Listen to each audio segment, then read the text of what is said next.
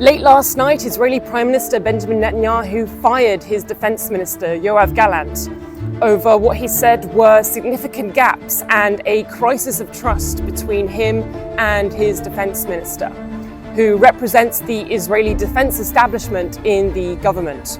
Later in the evening, Mr. Gallant gave several reasons in a press conference over these differences and how they came about. The first one was over the drafting of ultra-Orthodox Jews into the Israeli military.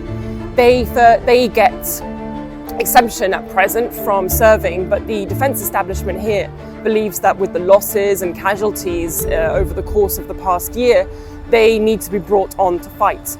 That is a move opposed by the ultra-far right members of Mr. Netanyahu's government, whose support he relies on for his leadership to remain in place. And many observers here in Israel have said that this is once again Mr. Netanyahu prioritizing his own political survival over the needs of the country. And there were also other reasons.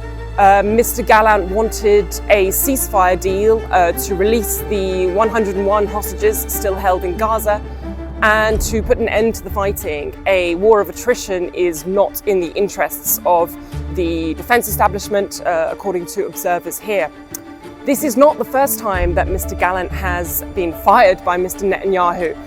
He fired him before last year in a move that was eventually reversed, but the differences between them have reached a boiling point now. Mr. Gallant is going to be replaced by Israel Katz, who was previously the foreign minister of Israel, and a man who is generally seen here in Israel as someone who's very loyal to Mr. Netanyahu and will do what he says.